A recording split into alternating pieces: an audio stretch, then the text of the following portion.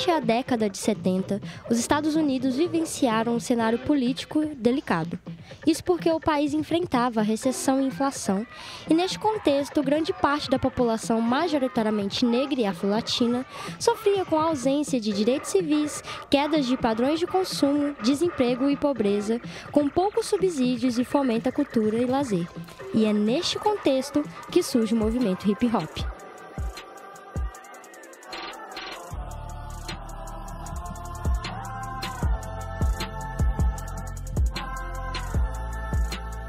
Charal, fala um pouquinho do documentário para nós, sobre o que é que ele fala, qual mensagem você quis transmitir com ele, né, o processo dele, quanto tempo durou. O documentário, ele é fruto do meu projeto de pesquisa do TCC, do curso de jornalismo, e ele basicamente é sobre o movimento hip hop. Só que eu acho que antes dele ser sobre hip hop, sobre cultura, sobre qualquer coisa, ele antes é político. Assim. Ele analisa muito algumas questões. Primeiro, o surgimento do movimento hip hop lá no Bronx, e aí considerando um contexto e um cenário de muita brutalidade policial. E no Brasil, esse surgimento dele no Brasil aí na década de 80, ele considera muito os resquícios da escravização, que está presente até hoje, claramente, mas como que ele se institui em um movimento periférico, em espaços periféricos, em espaços de negritude e em espaços de minoria. Neste contexto, eu comecei a analisar como que, ainda que a gente está no século XXI, que teoricamente é uma sociedade muito instrumentalizada e mais aberta, o mundo como um todo, mas trazendo para o recorte nacional do Brasil, tem uma resistência muito grande com o movimento hip hop. Sempre é visto como algo perigoso, algo violento. E não precisa de ir longe, né? Se a gente trazer recortes atuais, a gente tem, por exemplo, a lei anti-Oruan, a gente tem, por exemplo, agora a prisão do MC Pose. E quando eu falo isso, eu não estou colocando em caráter aqui ações dele, porque eu acho que quem julga isso é a justiça. Mas a forma como o corpo negro é tratado, como ele é desumanizado o tempo todo. Então, nesse tipo de análise, eu comecei a pensar como que o hip-hop tem significado para quem está inserido nesse contexto do hip-hop, quem é MC, quem é frequentador de batalha, etc. e tal, e para quem está alheio. Então, eu propus uma análise semiótica nesse contexto. O que significa? Qual o significado para quem está dentro, para quem está alheio, para esses corpos? E dentro disso, como que o hip-hop é uma ferramenta política, é uma ferramenta de resistência, no sentido de que, quando a gente traz o recorte da escravização, não só do Brasil, mas ao redor do mundo, sempre vou bater nessa tecla porque é um contexto muito interessante para o documentário, a gente está falando de um processo de desumanizar tudo aquilo que é preto. E quando eu falo de desumanizar, eu estou indo para além de cor de pele. Foi ali desumanizado uma cultura, um trejeito, um território, um espaço, um ideal.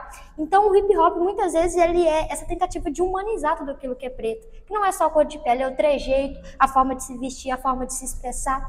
Então, basicamente, o documentário ele é uma análise política do movimento hip-hop, considerando o passado, que, apesar de distante, está muito presente ainda.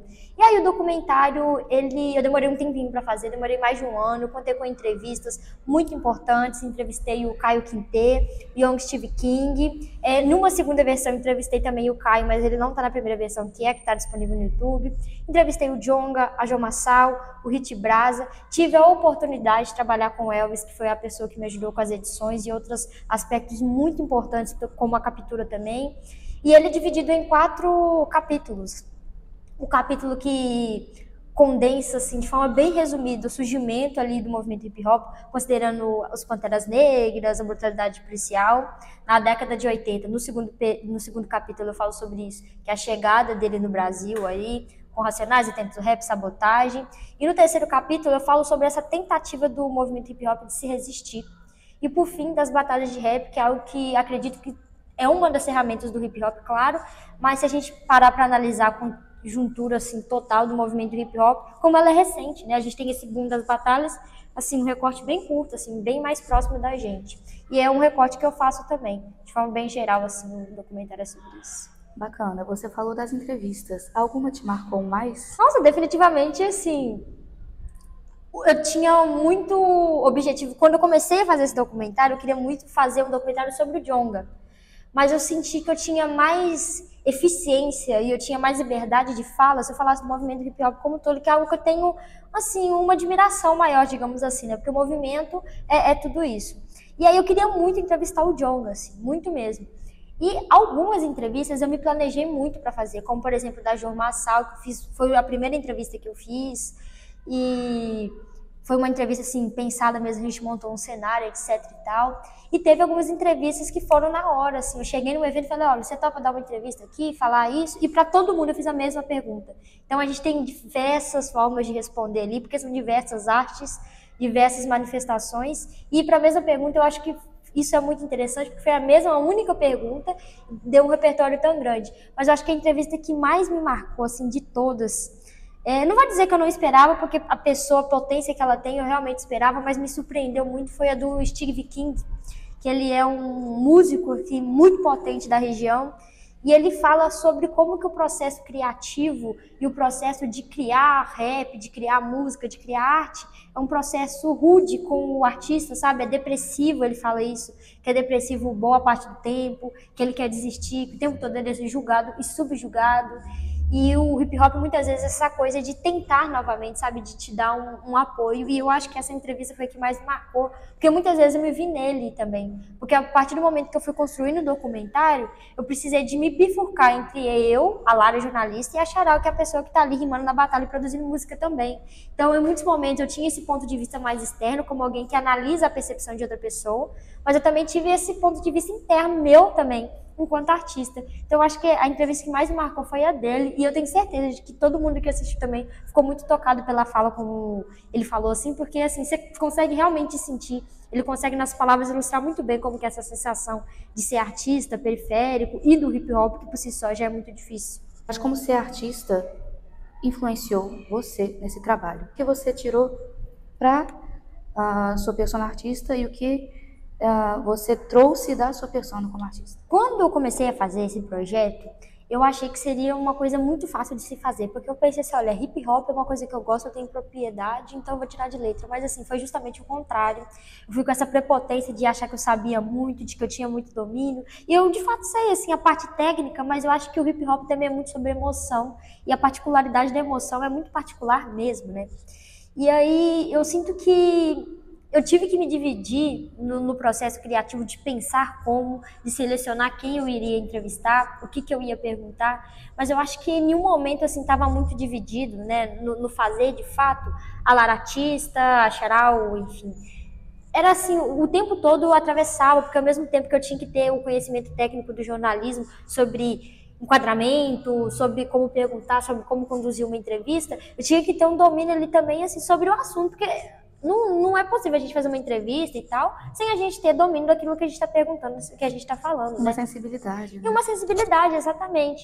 Então, acho que assim, caminhou muito junto mesmo. E eu acho que uma coisa que eu fui pegando mais pro final do documentário, mais no final da produção, foi uma coisa que eu sempre consumi muito o movimento hip hop, mais especificamente o rap e recentemente as batalhas de rap. Quando eu digo recente, assim, no recorte de 10, 12 anos, mas eu sempre pensei que o rap, por ser uma coisa de resistir, de revoltar-se, eu via muita raiva assim, no hip hop. E isso me faz lembrar, inclusive eu citei na minha monografia, sobre uma entrevista que o Galo de Luta, o entregador, líder dos entregadores, como ele é conhecido, estava no Mano a Mano, e ele deu uma entrevista pro Mano Brown falando assim, sobre como ele sente raiva de pessoas brancas e sem saber por quê. Ele falou que às vezes um branco senta do lado dele e ele tá com raiva, mas ele nem sabe por quê. Às vezes o branco só sentou do lado dele. E eu me sentia muito nesse aspecto, assim, de ter muito uma revolta contra pessoas privilegiadas, não necessariamente brancas, mas pessoas privilegiadas, e não saber expressar. E o rap era essa ferramenta de expressar isso. Então, o movimento hip hop como um todo, sempre para mim, esteve nesse papel de algo de revida, sabe? De fogo nos racistas, etc e tal.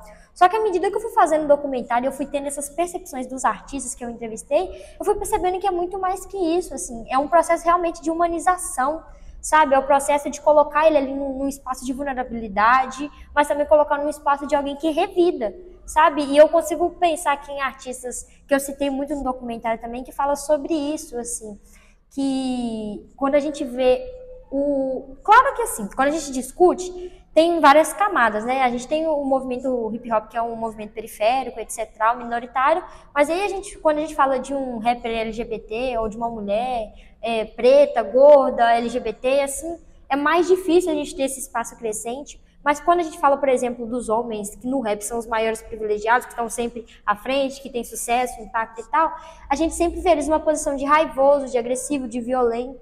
Mas também, muitas vezes, eles estão ali colocando sentimentos dele de vulnerabilidade. E aí, a partir desse momento, eu acho que eu fui desenvolvendo o documentário como um todo, eu tive essa percepção, sabe, que esse processo de humanização também é de vulnerabilidade, expressão de sentimentos, e esses sentimentos nem sempre são só raiva e dores, são também amores, né? Tem até uma letra do Rico Sapiens que ele fala que pretos e pretas estão se amando, e eu acho que o se amar não é só romanticamente, não, é se amar como pessoa também, sabe? E eu acho que a coisa que eu mais aprendi enquanto artista, Charaba, enquanto jornalista, Lara, foi essa coisa de que o hip hop ele é muito mais do que só uma resistência no sentido de embates mesmo, sabe? Ele é político, mas ele é político também pra gente, enquanto autoestima, enquanto se amar, enquanto souber amar o outro, enquanto expressar amor também. Eu acho que foi, assim, o ponto alto da minha pesquisa, tanto que é o que dá o nome, né, ao processo de humanização de tudo aquilo que é preto. Eu acho que basicamente é isso. Assim. Incrível, incrível, um produto incrível. O que você acha que falta para disseminar esse tipo de produto? Esses dias eu estava lendo um artigo sobre como que as pessoas, no geral, mas principalmente os jovens, têm buscado conteúdos cada vez mais curtos. Por isso que o TikTok é uma rede social, por exemplo, que tem muitos acessos, principalmente de jovens, porque são conteúdos muito curtos, 15 segundos, 30 segundos, enfim. E aí eu sinto que isso é uma coisa negativa no sentido de que as pessoas, no geral, mas principalmente os jovens, têm uma resistência em consumir coisas. Igual, por exemplo, muitas pessoas não consumiram documentário, muitas pessoas da área aqui da região que criticam a falta de apoio, a falta de respaldo que a gente tem de órgãos públicos, não assistiram documentário. Porque eu sinto também que falta essa busca, sabe, da gente. Claro que, eu acho que a gente pode tirar de contexto aqui. Claro que, assim, muitas pessoas não têm acesso mesmo e não têm domínio, não têm conhecimento, etc e tal, mas ao mesmo tempo eu sinto uma falta de busca mesmo, sabe? Muitas pessoas vão na batalha, não estou desvalorizando isso, eu acho que é importante sim, mas muitas pessoas estão lá e não têm conhecimento, sim, sobre o que é o movimento hip hop. Inclusive, em uma das entrevistadas, que é a João Massal, logo no início ela fala, para você produzir rap, não necessariamente você está honrando o que é o movimento hip hop. Porque o hip hop fala muito sobre conhecimento, sobre respeito, e nem sempre a gente, e eu me incluo nisso também, estamos buscando isso. Sinto que falta, sim, muito apoio de órgãos públicos. A gente tem, por exemplo, a Batalha das Gerais aqui, que a gente tem uma certa resistência em fazer ela acontecer. Inclusive, isso é uma coisa retratada no documentário.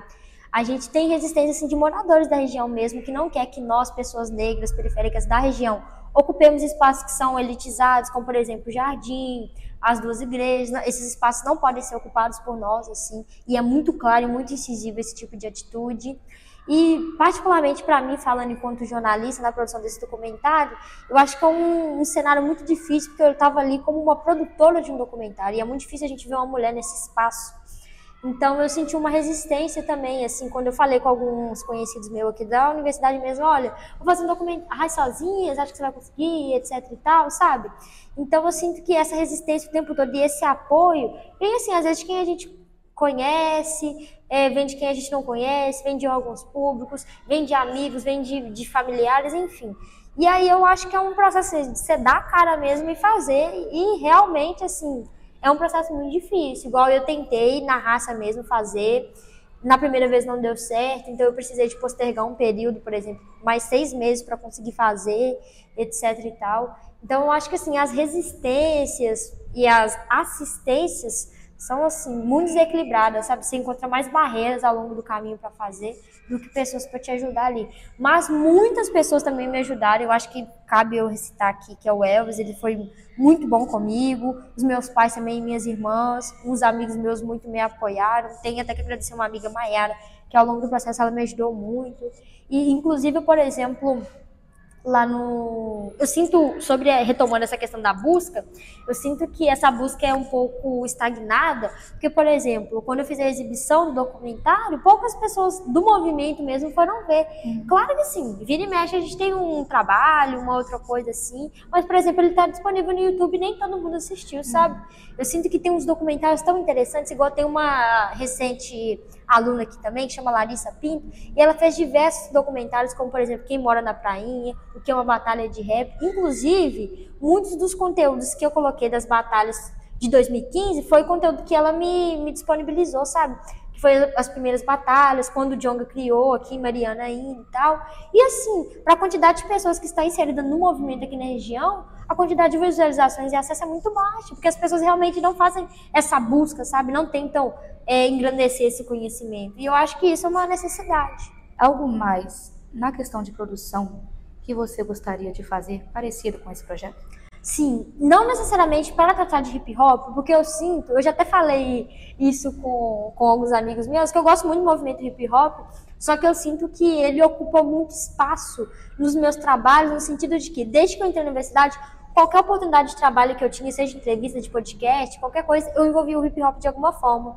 E eu amo o hip hop, claro, eu acho que eu nunca vou esgotar esse tema, eu tenho diversas possibilidades de falar, mas eu sinto que agora é o momento também de eu tentar fazer outras coisas, sabe? Tratar sobre outros temas. E eu já tenho até alguns ideais sobre fazer alguma coisa, mas isso é uma coisa, eu acho que para uma conversa futura, quando tiver já mais bem estruturado. Pessoal, o documentário Tudo Aquilo que é Preto está disponível no YouTube. Vocês podem acessar meu Instagram, por exemplo, Charal69, e lá vocês vão ter informações, o link vai estar na bio, nos stories, e a gente vai deixar o link aqui também, ou o QR Code, para que vocês possam acessar e assistir o documentário. Ele é bem curtinho, é sobre o movimento hip hop, e eu tenho certeza assim, que vai agregar muito a vocês que conhecem e também não conhecem o movimento hip hop e têm interesse em saber um pouquinho mais. Eu espero vocês lá. Um beijo.